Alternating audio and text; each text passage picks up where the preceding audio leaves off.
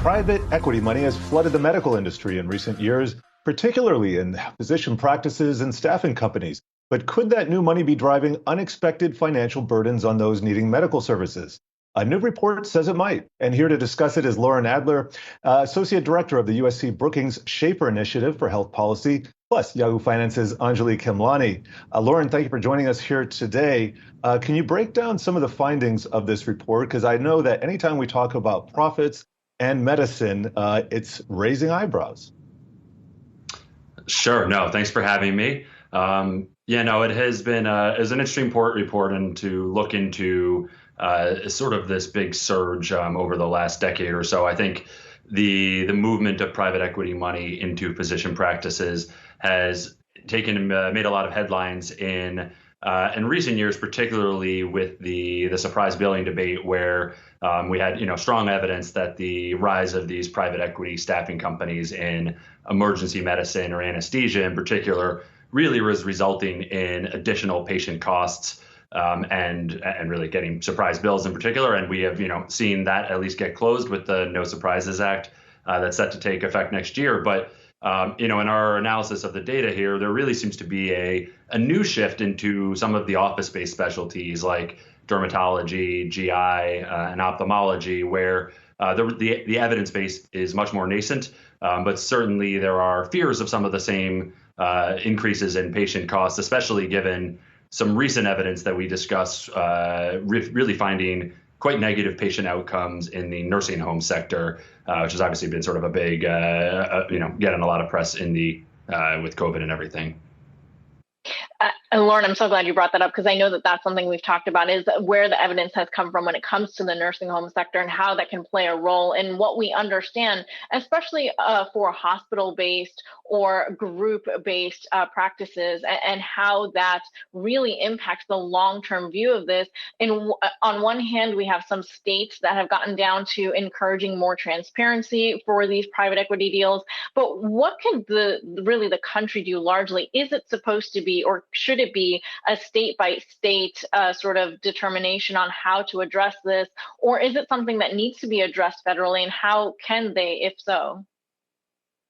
Sure. So my view is really this is largely a federal issue to deal with. Obviously, states have some tools that can be useful on these fronts in terms of transparency or, especially price regulation or looking at consolidation, right? A big part of the drive for private equity money in physician practices is primarily about creating and consolidating companies coming into particularly these office-based specialties that hadn't really gotten a lot of interest from the hospital sector. So they were pretty fragmented at the time being. Private equity money can come in, consolidate markets a fair amount, and use that pricing power to jack up prices. That is sort of an easy way to make money in this space. But that really is largely comes back to the federal antitrust agencies and the Federal Trade Commission, who, to be fair, is certainly looking into this and has made a lot of noise more recently about looking at these smaller deals that have often gone under the radar. So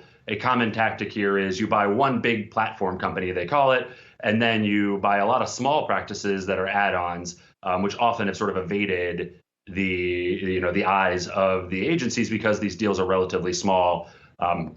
Hopefully we can kind of look into those a little bit more and look more holistically at the company when they are trying to do these sorts of mergers, given the plethora of evidence we have that sort of consolidation can harm consumers either through higher prices or lower quality. And then, I think where we come down is that a lot of this can come down to there are a host of market failures and payment loopholes that sort of litter our healthcare system. And really closing those can be the first step to removing the low-hanging fruit that private equity likes to take advantage of in these sectors.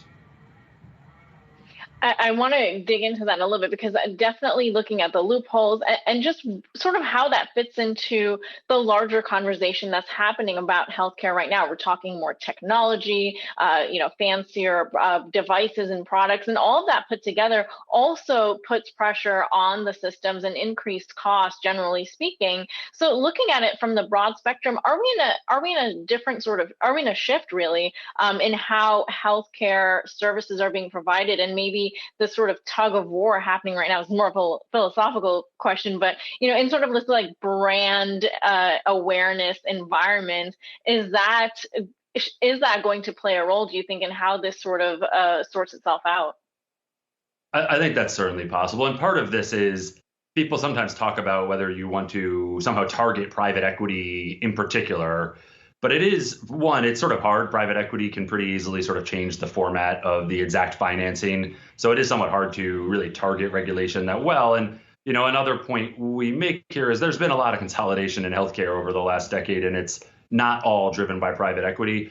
Right? We have a good chunk of evidence that health system acquisition of physician practices, or just sort of, two practices merging and joining together, hospital consolidation, payers are buying practices, all of that can have some similar negative outcomes potentially.